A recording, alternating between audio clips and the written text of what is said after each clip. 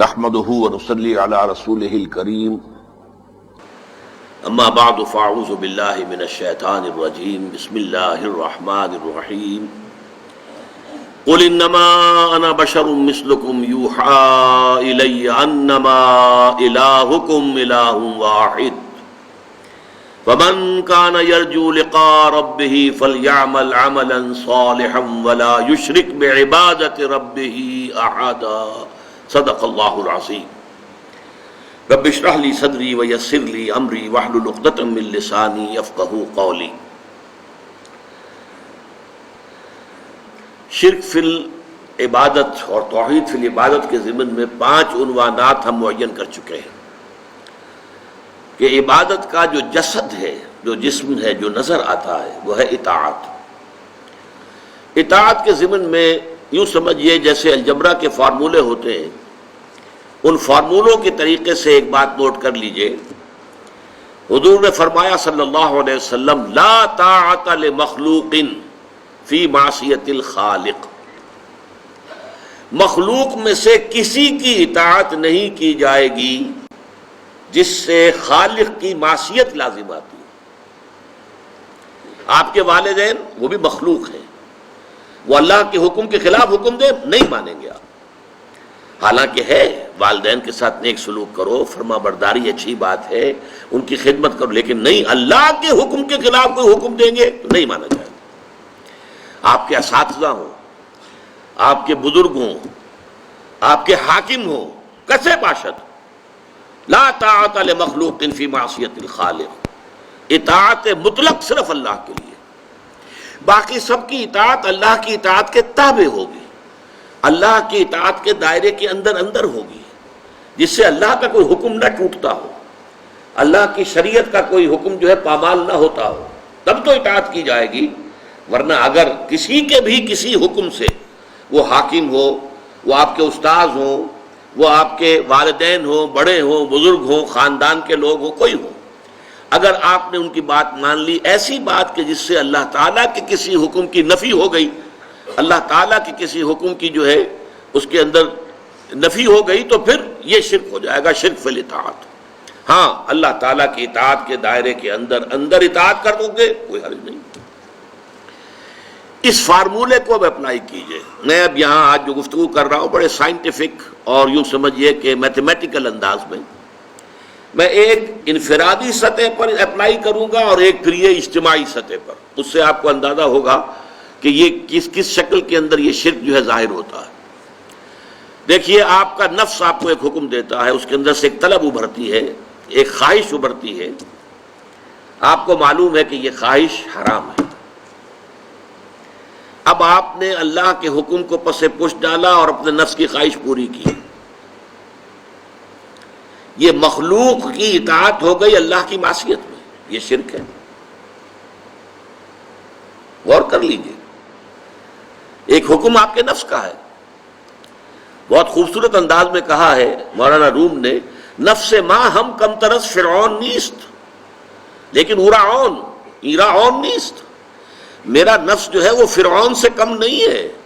جیسے فرعون نے کہا تھا یہ ملک مصر جو ہے میرا ہے، میرا حکم چلے گا، میں نہیں جانتا کون اللہ واللہ کون ہے، کون موسیٰ کا رب ہے، میں نہیں جانتا، میں ہوں یہاں کا حاکم۔ الیس لی ملک مصر وہذہ الانہار تجری من تحتی، کیا مصر کی بادشاہت میرے ہاتھ میں نہیں ہے، اور کیا یہاں کا سارا اریگیشن کا نظام میرے کنٹرول میں نہیں ہے؟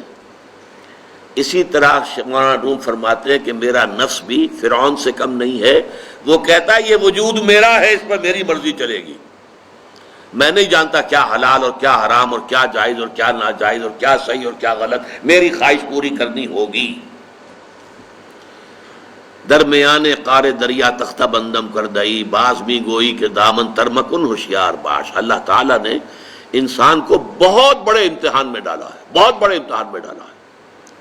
وہ امتحان ہے جس کے بارے میں سورہ احزاب کے آخر میں کہا گیا کہ اِنَّا عَرَضْنَا الْأَمَانَةَ عَلَى السَّمَاوَاتِ وَالْأَرْضِ وَالْجِبَالِ فَأَبَيْنَ مِنْهَا وَأَشْفَقْنَ مِنْهَا وَحَمَلَهُ الْإِنسَانُ، انسان نے یہ مقام جو ہے خلافت کا اور اللہ تعالیٰ کی طرف سے ادا کردہ جو یہ اختیار دیا گیا اللہ کی طرف سے ودیعت شدہ، یہ سارا انسان نے سنبھالا ہے، اس لہذا اس کی اب آزمائش بڑی کڑی ہے۔ نفس کے حکم کی پیروی جس سے کہ اللہ کے حکم کی مخالفت ہو جائے، یہ شرک ہے۔ اب دیکھیے میں قرآن سے آپ کو اس کے لیے ثبوت دیتا ہوں۔ اہم مضامین قرآن میں دو جگہ ضرور آتے ہیں۔ سورہ فرقان میں فرمایا آیت نمبر 43، اَرَأَيْتَ مَنِ اتَّخَذَ إِلَٰهَهُ هَوَاهُ أَفَأَنْتَ تَكُونُ عَلَيْهِ وَكِيلًا۔ اے نبی کیا آپ نے اس شخص کو دیکھا جس نے اپنی خواہش نفس کو اپنا معبود بنا لیا ہے، الہ بنا لیا، لا الہ الا اللہ، وہ لفظ جو کلمہ طیبہ میں آیا ہے، لا الہ الا اللہ، اللہ کے سوا کوئی الہ نہیں، وہی اس آیت میں آیا، افرأیت من اتخذ الہہ ہواہ، جس نے اپنی خواہش نفس کو اپنا معبود بنا لیا ہے، افانت تکون علیہ وکیلا، اے نبی کیا آپ ایسے شخص کی ذمہ داری لے سکیں گے؟ پھر سورہ جاسیہ میں فرمایا آیت نمبر 23، افرأیت من اتخذ الہہ ہواہ وأضلہ اللہ علی علم، کیا تم نے غور کیا ہے نبی اس شخص کے حال پر جس نے اپنے خواہش نفس کو اپنا معبود بنا لیا ہے؟ اب دیکھیے کوئی ڈنڈوت نہیں کرتا، نفس کے آگے کیسے کریں گے، نفس کو سجدہ کیسے کریں گے؟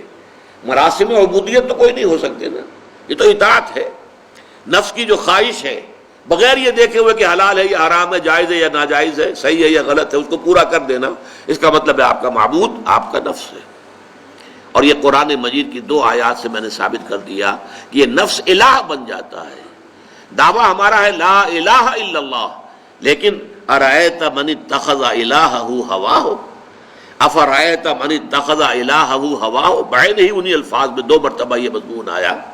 یہ ہے در حقیقت نفس کو اپنا معبود بنا لینا۔ اب آئیے اوپر، انسان کی اجتماعی زندگی کا ہائیسٹ لیول جو ہے وہ اسٹیٹ ہوڈ، ریاست، اور ریاست کا اہم ترین مسئلہ حاکمیت۔ توحید فی العبادت کا تقاضا یہ ہے کہ یہاں اللہ کے حکم کے سوا کوئی حکم کسی کا نہ چلے۔ اگر اللہ کے حکم کے ساتھ کوئی اور حکم بھی شامل ہو گیا یہ شرک فی الاطاعت ہو جائے گا۔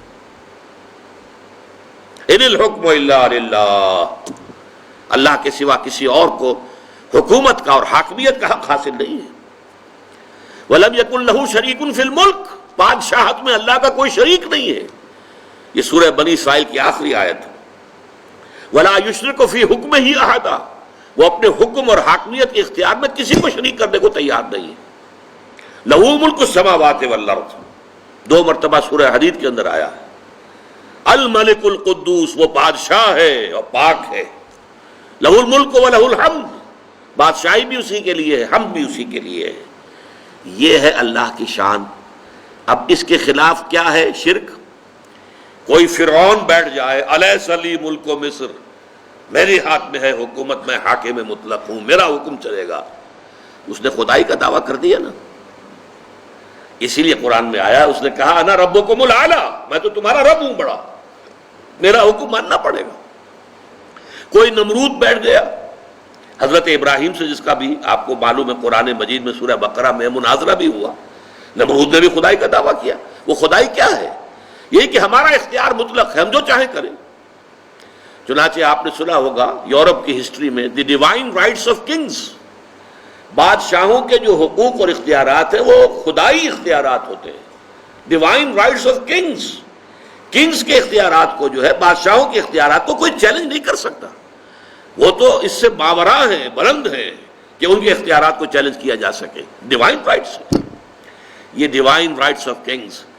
اب آج اس شرک نے کیا شکل بدلی ہے؟ آج کوئی فرعون نہیں ہے، آج کوئی نمرود نہیں ہے، لیکن جمہوریت جو اس دور کی نیلم پری ہے، پوری دنیا کی محبوبہ، معلوم ہوتا ہے کہ اس سے زیادہ بہتر تو کوئی نظام ہے ہی نہیں۔ اس کا اصل الاصول کیا ہے؟ ساورنٹی آف دی پیپل، حاکمیت انسانوں کے ہاتھ میں۔ یہ اس دور کا سب سے بڑا شرک۔ ان الحکم الا للہ، یہ توحید، اور ہم حاکم خود ہیں، بدترین شرک۔ آج کتنے موحدین ہیں کہ جو اس شرک کو جانتے ہو؟ خدا کے سوا کسی اور کی حاکمیت ماننا، ان الحکم الا للہ کی نفی. یہی وجہ ہے ان کا قول کیا ہے. ہماری پارلیمنٹ ہے، وہ فیصلہ کر سکتی ہے ہومو سیکشول میرجز ہم لائسنس کر دیں گے، ہم اجازت دے دیں گے، ہمارا اختیار ہے. ہمیں یہ نہیں پوچھنا کہ خدا کیا کہتا ہے، نہ عیسائیت سے پوچھنا، نہ یہودیت سے، نہ اسلام سے، کسی سے نہیں. ہم بیٹھے ہیں نا ساورن، وی آر ساورن، ہمارے پاس اختیار ہے. ہمیں منتخب کر لیا ہے تمام عوام نے. عوام کی حاکمیت اب ہماری حاکمیت کی شکل میں آ گئی ہے. عوام نے اپنی حاکمیت ہمیں ڈیلیگیٹ کر دی ہے، ہمیں منتخب کر کے وہ ڈیلیگیٹ ہمیں کر دی ہے. ہم حاکم ہیں، جو چاہے فیصلہ کریں. چنانچہ آج آپ کو معلوم ہے جدید ترین ممالک کے اندر گے میرجز، ہومو سیکشول میرجز، دو عورتوں کے درمیان شادی، دو مردوں کے درمیان شادی ہو رہی، جو چاہے کرے. شراب کو چاہیں تو حرام کر دیں، شراب کو چاہیں تو حلال کر دیں. امریکہ میں پروہیبیشن ایکٹ جو ہے 1930s کے اندر نافذ کیا گیا. بہت سے جو ہے فیکٹس اینڈ فگرز آ گئے، اتنے جو ہے حادثے ہو جاتے ہیں شراب کے نشے کی وجہ سے. اور راز جو ہیں، بڑی بڑی پارٹیاں ہو رہی ہیں شراب کے نشے میں دھت ہو کر. کسی سفیر نے کوئی بات اگل دی، کسی وزیر نے کوئی راز جو ہے وہ فاش کر دیا. تو یہ تو بڑے بڑے غلط کام ہو جاتے ہیں شراب سے. شراب کو بند کرو. وہ شراب کا پروہیبیشن ایکٹ پاس ہو گیا، لیکن اس کے بعد وہ چھٹتی نہیں ہے. منہ سے یہ ظالم لگی ہوئی عادت پکی تھی. انہی لوگوں نے دوبارہ کہہ دیا نہیں جائز ہے جی، کھولو اس کو حرام نہیں ہم کر سکتے. نہیں، اختیار بند کرنے کا بھی ہمارا ہے، کھولنے کا بھی ہمارا ہے. We don't know any god کہ اس کے فیصلے سے ہوگا کہ اس نے کسی شے کو حلال کیا ہے یا حرام کیا ہے. اس سے ہمارے بحث ہی نہیں ہے.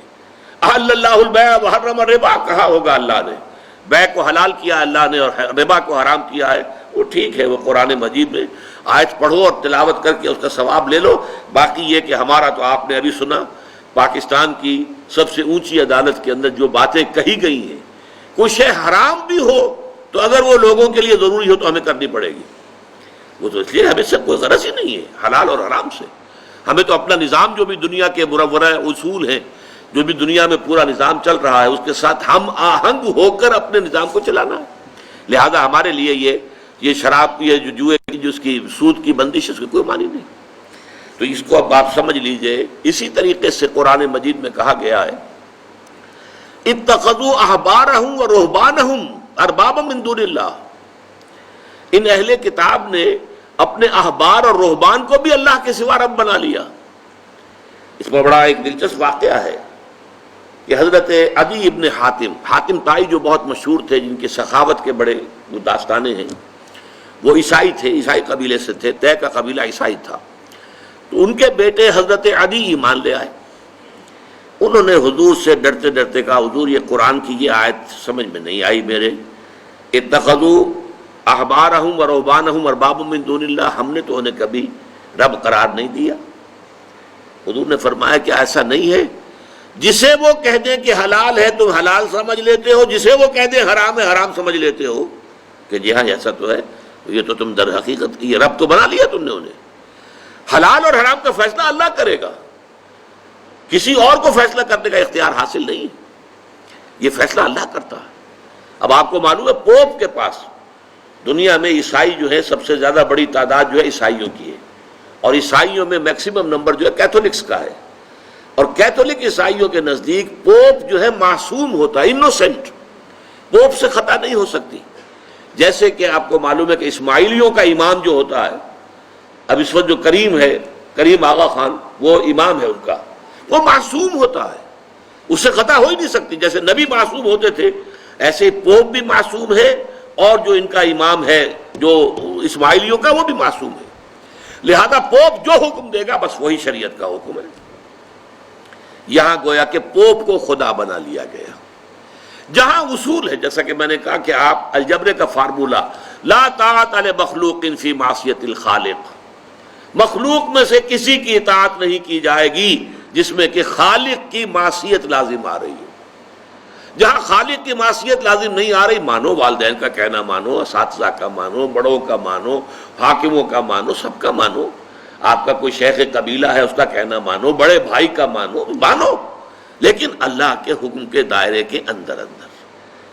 کہیں بھی اگر اس سے سوے منہ جو ہے تجاوز ہو گیا تو پھر آپ کے دو معبود ہو گئے کہ کچھ چیزوں میں آپ نے اللہ کو مطاع مطلق مانا ہے اور کسی معاملے میں آپ نے کسی اور کو مطاع مطلق مان لیا ہے. یہ شرک فی الاطاعت ہے جو گویا کہ شرک فی العبادت کا جز ہے. اب آئیے دوسری چیز، عبادت کا جوہر، عبادت کی جان، عبادت کی روح محبت. توحید فی المحبت کیا ہے؟ اللہ سے محبت تمام محبتوں سے بالا تر ہو جائے. کوئی محبت اللہ کی محبت سے اوپر تو نہیں، برابر بھی نہ ہو. برابر ہونا شرک ہے، اوپر ہونا تو سمجھیے کہ اور پتہ نہیں شرک کے علاوہ بھی کوئی اصطلاح میں ایجاد کرنی پڑ جائے گی.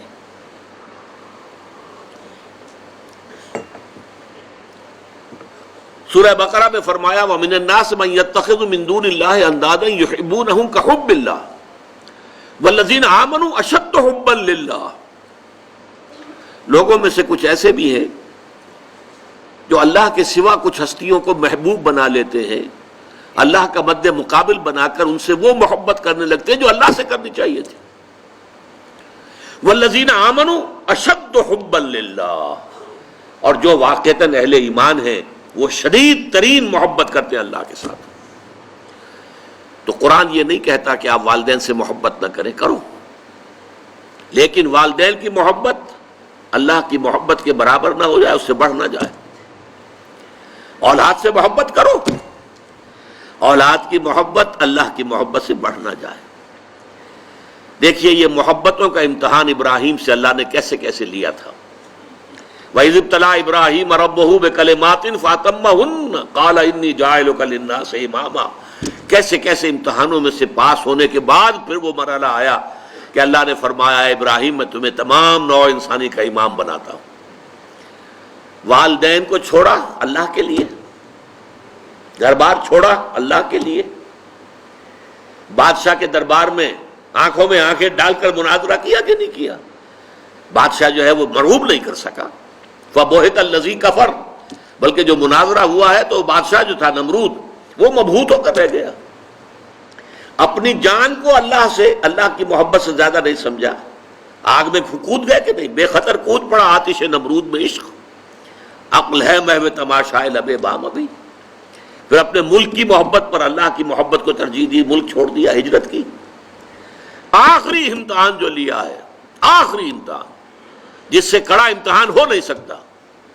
100 برس کی عمر میں وہ 13 برس کا بیٹا جو دعائیں مانگ مانگ کر اللہ سے لیا تھا، اکلوتا بیٹا، حکم آیا ذبح کر دو اسے. یہ ہے سب سے بڑا امتحان. 100 برس کا بوڑھا انسان اور بڑی دعائیں مانگ مانگ کر بیٹا لیا. 87 برس کی عمر میں حضرت اسماعیل کی ولادت ہوئی ہے. اب 13 برس کے ہو گئے ہیں. فلما بلغ معه السعی، جب بھاگ دوڑ کے قابل ہو گئے. 13 برس کا جوان بچہ جو ہے باپ کا دست و بازو بن جاتا ہے، بھاگ دوڑ. اس لیے آتا ہے نا کہ ابراہیم اور اسماعیل دونوں تھے جو بیت اللہ کی تعمیر کر رہے تھے. وَإِذْ يَرْفَعُ إِبْرَاهِيمُ الْقَوَاعِدَ مِنَ الْبَيْتِ وَإِسْمَاعِيلُ، اس اسماعیل کے بارے میں انی ارا فی المنام انی اذبحک فانظر ماذا تری. اے میرے بچے میں دیکھ رہا ہوں خواب میں، بار بار یہ خواب آ رہا ہے کہ میں تمہیں ذبح کر رہا ہوں. اور اس کے لیے چھری پھیر دی. یہ تو اللہ تعالیٰ نے جو ہے قد صدقت الرؤیا انا کذالک نجزی المحسنین، اللہ تعالیٰ نے کہا بس بس، امتحان ہمیں لینا تھا، وہ امتحان پورا ہو گیا. یہ ہے محبت، توحید فی المحبت. اللہ کی محبت تمام محبتوں سے غالب. اور اگر کوئی ایک محبت بھی آ کر آپ کے دل کے سنگھاسن پر اللہ کی محبت کے ساتھ براجمان ہو گئی، بات ساتھ کہہ رہا ہوں، اوپر نہیں، ساتھ بیٹھ گئی آپ کے دل کے تخت پر، تو یہی شرک فی المحبت ہے. اب دیکھیے یہ تو میں نے انڈیویجول لیول پر آپ سے بات کی. اب آئیے اجتماعی سطح پر، بلکہ اسی ضمن میں ایک آیت اور سن لیجئے. اللہ کی محبت کے ساتھ جڑی ہوئی محبت ہے اللہ کے رسول کی محبت، اور پھر تیسری محبت ہے اللہ کی راہ میں جہاد کی محبت. اب توحید فی المحبت کے لیے سورہ توبہ کی آیت نمبر 24 جو ہے وہ لرزا دینے والی بھی ہے اور بہت جامع بھی ہے. قل ان کان آباؤکم و ابناؤکم و اخوانکم و ازواجکم و عشیرتکم و اموال اقترفتموها و تجارت تخشون کسادها و مساکن ترضونها احب الیکم من اللہ و رسولہ و جہاد فی سبیلہ فتربصوا حتی یاتی اللہ بامرہ واللہ لا یہدی القوم الفاسقین. اے نبی ان سے کہہ دیجئے لوگوں دیکھو، اگر تمہیں اپنے باپ، اپنے بیٹے، اپنے بھائی، اپنی زوج، مرد کے لیے بیوی، بیوی کے لیے شوہر زوج ہے، اور اپنے رشتہ دار اور وہ مال جو تم نے بڑی محنت سے کما کر جمع کیے ہیں، اور وہ کاروبار جن کی کساد بازاری کا تمہیں ڈر رہتا ہے، اور وہ محل، وہ حویلیاں، وہ مکانات جو تم نے بنائے ہیں تمہیں بہت محبوب ہیں، اگر ان 8 چیزوں کی محبت زیادہ ہو گئی تمہارے دل میں، اللہ کی محبت سے، اس کے رسول کی محبت سے اور اس کی راہ میں جہاد کی محبت سے، تو جاؤ دفع ہو جاؤ، انتظار کرو یہاں تک کہ اللہ اپنا فیصلہ سنا دے. اور اللہ ایسے ناہنجاروں کو ہدایت نہیں دیتا. 8 محبتیں ایک پرڑے میں ڈال لیجئے، باپ کی محبت، بیٹے کی محبت، بھائی کی محبت، بیوی کی محبت، رشتہ داروں کی محبت. 5 مال کی 3 شکلیں، جائیداد، کاروبار اور کوئی نقد. 3 یہ شکلیں، 3 جمع 5 8. اور 3 محبتیں دوسرے پلڑے میں ڈالی، اللہ کی محبت، رسول کی محبت اور جہاد کی محبت. اب اگر یہ پلڑا بھاری ہے 8 والا تو جاؤ دفع ہو جاؤ. تمہارا اللہ سے کیا سروکار؟ اللہ ایسے ناہنجاروں کو ہدایت نہیں دیتا. سب سے پہلے یہ طے کر لو کہ ان 3 محبتوں کا پلڑا نیچے ہونا چاہیے، بھاری ہونا چاہیے ان 8 کے مقابلے میں. یہ ہے توحید فی المحبت اور یہ ہے شرک فی المحبت. لیکن اب اس کو لائیے ذرا اونچے سطح پر. وہ جو میں نے کہا انسانی معاشرہ، ریاست، اس ریاست کے لیے، معاشرے کے لیے بھی کوئی ایسی شے موجود ہونی چاہیے کہ جو اس میں رہنے والے یا اس میں شامل سب لوگوں کی محبوب شے بن جائے. یہ کامن محبت انہیں جوڑے گی، ان کے اندر اتحاد پیدا کرے گی. مثلا وطن کی محبت، وطن کی جے جے ہند، وطن کی عظمت کے گن گاؤ. قوم کی محبت، وطن پرستی، قوم پرستی، کوئی نظریہ پرستی. یہ بہت سی پرستشیں ہیں جن سے کہ لوگ پھر جڑے رہتے ہیں. نسل پرستی، لسان پرستی، زبان پرستی. یا آج کل جو آپ کو کہتے ہیں کہ یہ لسانی عصبیتیں اور یہ نسلی عصبیتیں، یہ بلوچ نیشنلزم، یہ پختون نیشنلزم، یہ سرائکی نیشنلزم، یہ ایک اردو والا نیشنلزم، 5ویں قومیت نکلی تھی ہمارے ہاں. یہ سب کچھ کیا ہے؟ یہ جمعیت کے لیے، لوگوں کو جوڑنے کے لیے، شیرازہ بندی کے لیے، انہیں متحد رکھنے کے لیے کوئی نہ کوئی شے محبوب ہو جانی چاہیے. اس اعتبار سے اس دور کا سب سے بڑا شرک وطن پرستی ہے. لیکن پھر دیکھیے، میں بات آپ سے عرض کر رہا ہوں، علماء کرام اس کو نہیں پہچان پائے. اس کو پہچانا ہے تو علامہ اقبال نے پہچانا ہے. اس دور میں اور ہے، جام اور ہے، جم اور، ساقی نے بنا کی روش لطف و ستم اور، تہذیب کے آذر نے ترشوائے صنم اور، مسلم نے بھی تعمیر کیا اپنا حرم اور، ان تازہ خداؤں میں بڑا سب سے وطن ہے، جو پیرہن اس کا ہے وہ مذہب کا کفن ہے. نظارہ دیری نہ زمانے کو دکھا دے، اے مصطفی خاک میں اس بت کو ملا دے. یہ وطن پرستی شرک، اس دور کا سب سے بڑا شرک. نیشنلزم، نیشنلزم جو ہے وہ لوگوں کو جمع کرنے والی شے ہے. ہماری قوم، ریشیل نیشنلزم بھی ہوتا ہے، نسلی قومیت. اور آج کل نیشنلزم جو ہے وہ علاقائی ہوتا ہے، ٹیریٹوریل نیشنلزم. ایک ملک میں رہنے والے جو ہے وہ سب ایک قوم ہے اور اپنے ملک سے محبت سب سے اوپر کر دیں. یہ ہے در حقیقت علامہ اقبال نے جس کو کہا کہ وطن ایک تو ہے وطن سے محبت ہونا، وہ ٹھیک ہے، حب الوطن من الایمان حدیث ہے. گفتار نبوت میں وطن اور ہی کچھ ہے، اور گفتار سیاست میں وطن اور ہی کچھ ہے۔ وطن جب آتا ہے ایک پولیٹیکل کانسیپٹ کی حیثیت سے، وہ معبود بنتا ہے۔ اس معبود کی ایک نماز ہے، آپ کھڑے ہو جاتے ہیں، ترانہ پڑھا جا رہا ہے اور آپ کھڑے ہیں، جھکے ہوئے، سر جھکا کر کھڑے ہیں۔ یہ قنوت جو ہے یہ کس کے لیے ہو رہا ہے؟ وطن کے دیوتا کے لیے ہو رہا ہے۔ وطن کے دیوتا کا ایک اور ہے سلامی، جھنڈے کو سلامی دی جا رہی ہے۔ جھنڈا وہ علامت ہے آپ کے وطن کی۔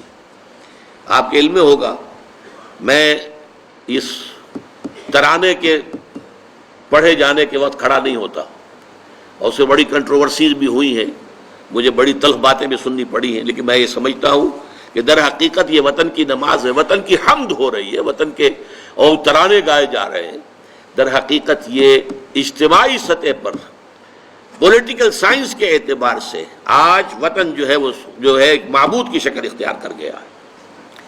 اب آئیے مراسم عبادت، یہ قنوت بھی اللہ کے لیے ہے، جھک کر کھڑے ہونا، اسے قنوت کہتے ہیں۔ قانتین، قانتون، پھر رکوع اللہ کے لیے، سجدہ انتہا ہے، اس لیے کہ اس میں تو انسان جو ہے اپنے جسم میں جو اعلیٰ ترین حصہ ہے یہ پیشانی، یہ جب زمین پر ٹیک دیتا ہے اپنے پروردگار کے حضور میں، تو گویا کہ اپنی انانیت کی نفی مطلق ہو گئی۔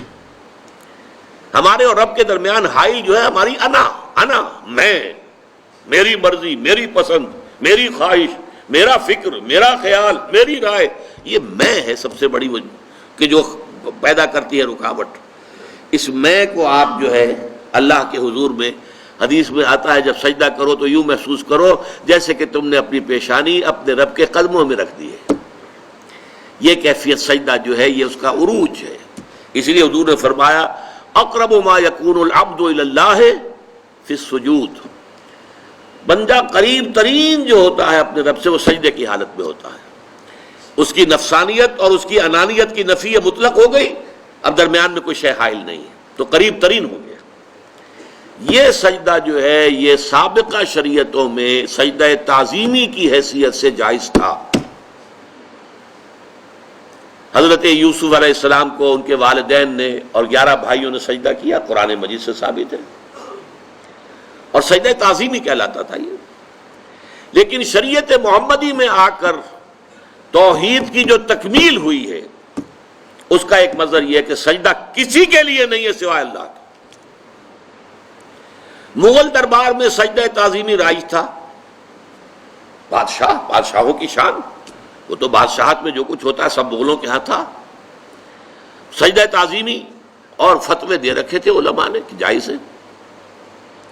شیخ احمد سرہندی کھڑے ہو گئے کہ نہیں حرام ہے، ان کی پیشی ہو گئی، عدالت بادشاہ کے دربار میں حاضری ہو رہی ہے، لوگوں نے کہہ دیا کہ وہ جھکے گا نہیں، لہذا ایسا کرو کہ ایک دیوار سی بناؤ، اس میں کھڑکی بناؤ، تو بادشاہ کی طرف جاتے ہوئے اسے اس کھڑکی میں سے گزرنا پڑے گا تو سر جھکا کے گزرے گا۔ حضرت مجدد الفسانی جب وہاں سے گزرے تو پہلے اپنی ٹانگیں نکالی پھر سر نکالا۔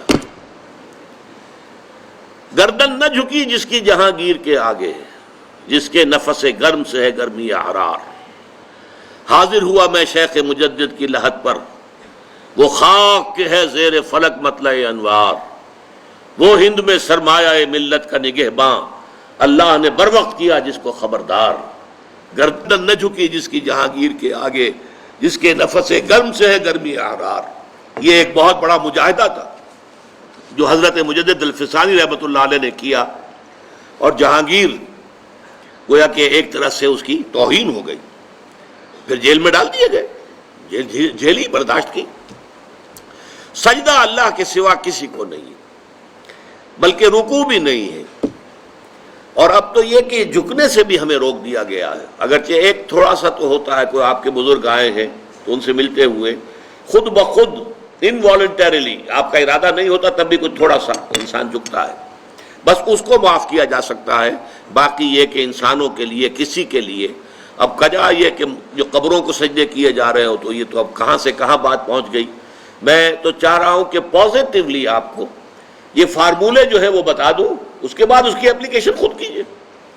میں کسی خاص مسلک کی بات جو ہے اور ان کی باتوں کو ٹارگٹ بنانا نہیں چاہتا، پازیٹیولی بات سامنے سمجھ میں آ جائے۔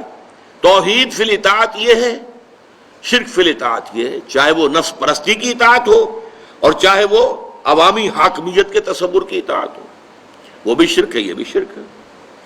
توحید فی المحبت یہ ہے اور شرک فی المحبت یہ ہے۔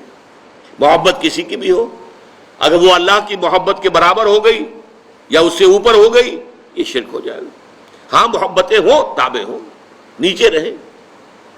سجدہ، مراسم عبودیت اللہ کے سوا کسی کے لیے نہیں۔ اب آئیے دعا۔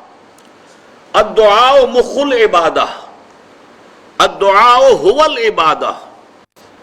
دعا جو ہے وہ عبادت کا جوہر ہے، عبادت کی روح ہے، بلکہ یہ کہ اصل عبادت جو ہے وہ دعا ہی ہے۔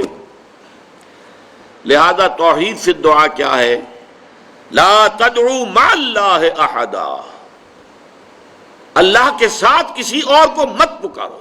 یہ سورہ جن کی آیت ہے۔ یعنی یہ ہے کہ ایک تو یہ کہ آپ اللہ کو پکار ہی نہیں رہے، پکار ہی رہے اپنے دیویوں کو، دیوتاؤں کو، اپنے لات کو، عزا کو، منات کو، حبل کو، وہ تو اور دور کی بات ہو گئی۔ ایک ہے شرک فی الدعا، اللہ کو بھی پکار رہے ہیں اور کسی اور کو بھی پکار رہے ہیں۔ اب وہ کوئی اولیاء اللہ بھی ہو سکتے ہیں، کوئی ملائکہ ہو سکتے ہیں، کوئی انبیاء کی ارواح ہو سکتی ہیں، کسی کو پکارنا کسی کا بھی ہوگا۔ دعا لا تدعو مع اللہ احدا۔ اور یہ در حقیقت ہم جب ہر رکعت جو ہے نماز کی ایاک نعبد و ایاک نستعین، پروردگار ہم صرف تیری ہی بندگی کرتے ہیں اور کرتے رہیں گے، اور صرف تجھ ہی سے مدد مانگتے ہیں اور مانگتے رہیں گے، یہ ہمارا قول و قرار ہے، یہ ہمارا عہد ہے اللہ کے ساتھ۔ اس کے خلاف نہ ہو، کسی کو پکارنے کی اجازت نہیں ہے۔ یہاں ایک باریک نکتہ سمجھ لیجئے۔ ایک ہے کسی کو پکارنا، کسی سے مدد چاہنا، کسی سے کسی کام کے اندر جو ہے کوئی امداد کی خواہش کرنا، جو کہ ہو دنیاوی جو معمولات ہیں، جو عام ہمارے قواعد ہیں، ظاہری مادی اسباب و وسائل کے درجے میں، وہ شرک نہیں ہے۔ میں کسی سے کہتا ہوں مجھے ذرا پانی پلا دو، یہ بھی ایک دعا ہے، استمداد ہے، مدد آپ نے مانگی ہے، اس سے اپنی ایک ضرورت پوری کرنے کے لیے کہا ہے۔ لیکن کیا ہے یہ کہ گھڑا ہے، وہاں رکھا ہوا ہے، وہاں پانی ہے، اس میں سے پانی لائے گا وہ دے دو۔ جو ظاہری قوانین طبیعہ جو ہیں ان کے دائرے کے اندر کوئی دعا، کوئی استمداد، کوئی استعانت، کوئی استغاثہ، اس میں کوئی حرج نہیں۔ غیبی اعتبار سے کسی کے ساتھ بھی کوئی دعا کی جائے گی اللہ کے سوا، وہ شرک ہے۔ وہ استدعا ہو، استغاثہ ہو، استعانت ہو، استمداد ہو، استنصار ہو، کچھ بھی ہو، غیبی طور پر دنیا کے معروف طریقوں میں اور جو ہمارے طبعی قوانین ہیں ان کے دائروں کے اندر مدد مانگنا، اس میں قطعاً کوئی شرک نہیں، یہ توحید ہے۔ البتہ اس میں بھی ایک باریک نکتہ ہے۔ ایک بزرگ تھے جو فوت ہو گئے، انہوں نے یہ بات مجھے جس طرح سمجھائی تھی وہ آج بھی میں ان کا مشکور ہوں کہ دنیا میں عام قاعدے قانون کے تحت بھی کسی سے کچھ کہنا کہ بھائی میرا یہ کام آپ کر دیجئے، آپ کر سکتے ہیں، ایک دفعہ کہنا جائز ہے، دوسری مرتبہ یاد دلا دینا کہ شاید بھول گئے، وہ بھی جائز ہے، تیسری مرتبہ کہنا شرک ہو جائے گا۔ اور اس میں الہا و زاری کرنا اور خوشامدیں کرنا اور گڑ گڑانا، یہ تو شرک ہے۔ تم نے یہ سمجھا ہے کہ تمہارا کام یہی کر سکتا ہے، کام کرنے والا تو اللہ ہے۔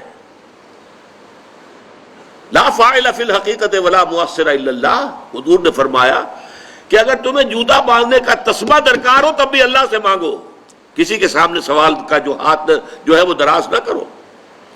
اللہ نے تمہیں ایک عزت نفس دی ہے، اس عزت نفس کو دہلا نہ بناؤ، کسی کے سامنے جو ہے اپنا ہاتھ پھیلا دینا، اپنی عزت نفس جو ہے اس کو ختم کر دینا ہے، مت مانگو کسی سے کچھ۔ لیکن یہ کہ ٹھیک ہے دنیا میں کام چلتا ہے۔ حضور کا شکی شان تو یہ تھی کہ اگر آپ سواری پر ہوتے تھے اور آپ کی چھڑی گر گئی تو سواری کو بٹھا کے اس سے اتر کر چھڑی خود اٹھاتے تھے، آپ کسی اپنے ساتھی سے یہ نہیں کہتے تھے کہ میری چھڑی پکڑا دو مجھے۔ آپ کی تو غیرت کا عالم جو ہے وہ بہت بلند تھا، بہت بلند تھا، بہت بلند تھا۔ لیکن دنیاوی عام طریقے سے یہ کہ ٹھیک ہے بھئی آپ ایک کام ہے آپ کر سکتے ہیں، یہ کر دیجئے، اس نے کہہ دیا ٹھیک ہے میں کروں گا، پھر بھول گیا یا کچھ اور ہوا دوسری مرتبہ یاد دہانی کرا دی. تیسری مرتبہ جو ہے انہوں نے کہا کہ پھر اس میں شرک کی بو آنے لگتی ہے کہ معلوم ہوتا ہے کہ آپ نے سمجھا ہے کہ اسی کو اختیار حاصل ہے, یہی مقتدر ہے, اسی کو آپ کا کام کرنے کا جو ہے وہ پوری قوت اور قدرت حاصل ہے, اور یہ چیز جو ہے یہ شرک کی بو اس میں سے آنی شروع ہو جاتی ہے. لیکن یہ ہے معاملہ سارا جو اسباب عادیہ کے تحت, اس سے ماورا آپ کسی کو نہیں پکار سکتے. میں معذرت کے ساتھ عرض کروں گا اگر کسی کے جذبات کو ٹھیس پہنچے, آپ شیخ عبد القادر جیلانی رحمۃ اللہ علیہ کو نہیں پکار سکتے, محمد رسول اللہ کو نہیں پکار سکتے. اور واقعہ یہ ہے کہ محمد رسول اللہ کو تو پکارا بھی نہیں جاتا, پکارتے لوگ ہیں زیادہ حضرت علی کو, یا علی مدد. شرک. دیکھیے سب سے بات نکتے کی بتا دوں آپ کو, فرشتے کو تو ہم مانتے ہیں نا. حضرت شیخ عبد القادر جیلانی رحمۃ اللہ علیہ کی روح ہے یا نہیں ہے, سنتی ہے نہیں ہے, حاضر ہے کہ نہیں ہے, ناظر ہے کہ نہیں ہے, 100 اختلاف ہو جائیں گے. اختلافات کی جو گنجائش ہے نا. فرشتہ ہے یا نہیں ہے, وہ تو فرشتہ تو ہے, آپ کے دونوں کندھوں پہ بیٹھا ہوا ہے. کرامن کاتبین ہے کہ نہیں ہے, یرسل علیکم حفظہ, آپ کے جو باڈی گارڈ اللہ فرشتہ نہیں بھیجتا. لیکن آپ فرشتے سے بھی نہیں کہہ سکتے کہ میرا یہ کام کرو. فرشتے کے وجود پہ تو کوئی شک نہیں ہے. یا جبرائیل میرا یہ کام کرو, قطعاً نہیں, غلط, شرک. لا تدعو مع اللہ احدا, اللہ کے سوا پکارنا کسی کو نہیں ہے, دعا کسی سے نہیں ہے, استغاثہ کسی کا نہیں ہے, استعانت کسی سے نہیں ہے, استمداد کسی سے نہیں ہے, استنصار کسی سے نہیں ہے سوائے اللہ کے.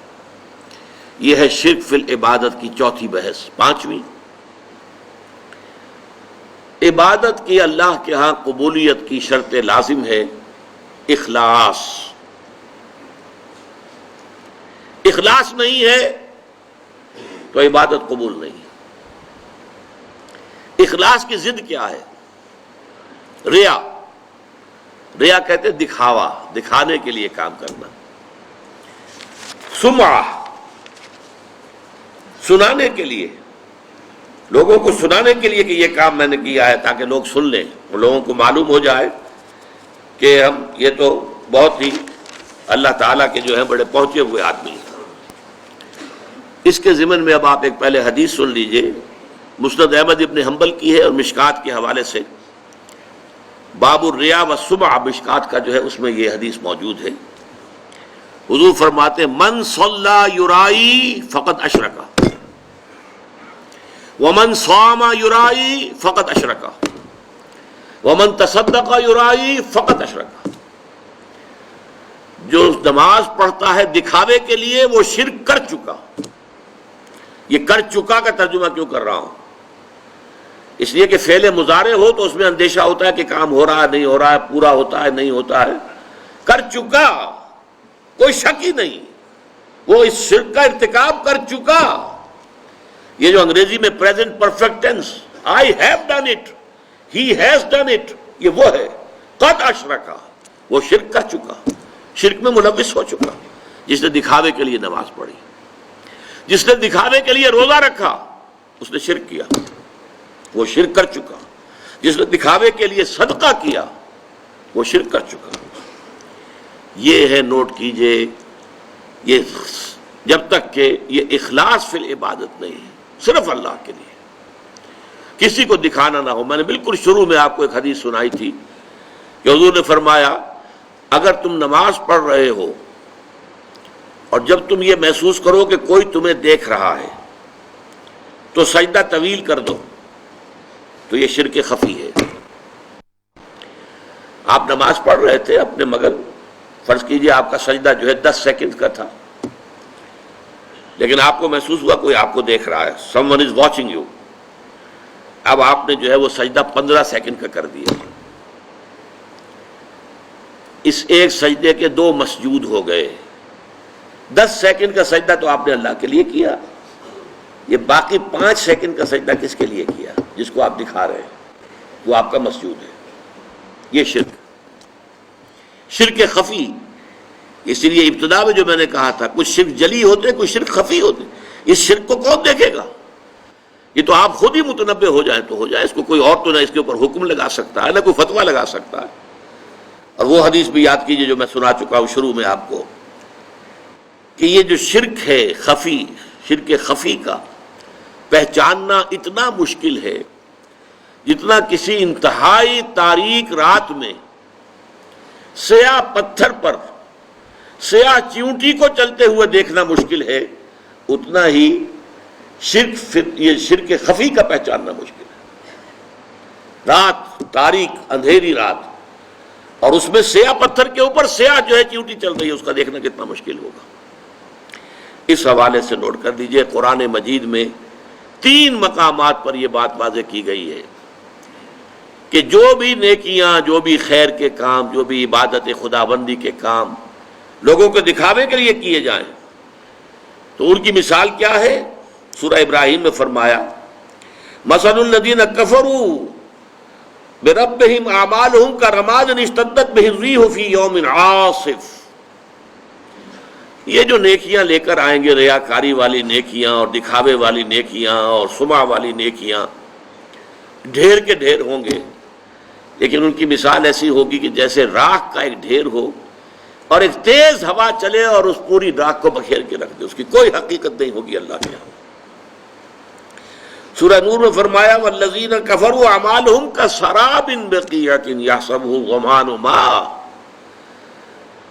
جو لوگ ایمان حقیقی سے، حقیقی ایمان سے محروم ہیں اور نیکیوں کو کام کر رہے ہیں، ان کی یہ نیکیاں جو ہے سراب کے مانند ہیں، جنہیں پیاسا سمجھتا ہے کہ پانی ہے، حقیقت میں پانی نہیں ہوتا، قیامت کے دن آ کر کھل جائے گا، کوئی نیکی نہیں۔ سورہ فرقان میں فرمایا وَقَدِمْنَا إِلَىٰ مَا عَمِلُوا مِنْ عَمَلٍ فَجَعَلْنَاهُ هَبَاءً مَنْثُورًا۔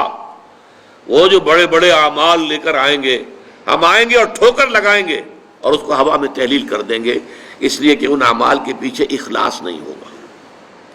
اگر خلوص نہیں ہے تو کوئی عبادت اللہ کے ہاں قبول نہیں۔ یہ میں نے 5 عنوانات کے تحت شرک فی العبادت اور توحید فی العبادت کے لیے کچھ فارمولے آپ کو گوش گزار کر دیے ہیں، ان کو استعمال کیجئے، ان کے حوالے سے بات سمجھیے اور پھر اس کو اختیار کیجئے، اللہ تعالیٰ اس کی ہمت دے، توفیق دے۔ اب دیکھیے، یہ ایک بات تو واضح ہو گئی میرے اس بیان سے جو میں نے شروع میں کہا تھا کہ ہمارا دین دین توحید ہے اور توحید کی ضد شرک ہے۔ ہمارے دین میں خیر، نیکی، بھلائی نظریے کی ہو، عقیدے کی ہو، خیال کی ہو یا عمل کی ہو، اخلاق کی ہو، یہ سب توحید ہی کی شاخیں ہیں۔ شجرہ طیبہ توحید کا اسی کے برگ و بار ہے۔ کوئی نیکی، کوئی خیر، کوئی بھلائی، خیال کی، عقیدے کی، نظریے کی، عمل کی، اخلاق کی، یہ سب توحید ہے۔ اور شر اور برائی اور گمراہی، وہ عمل کی ہو، عقیدے کی ہو، خیالات کی ہو، نظریات کی ہو، وہ سب کی سب شرک ہی کی شاخیں ہیں۔ لیکن اب ایک سوال پیدا ہوتا ہے، اس کا جواب دے کے اپنی گفتگو ختم کروں گا۔ میری گفتگو سے تو معلوم ہوا کہ ہر گناہ شرک ہے۔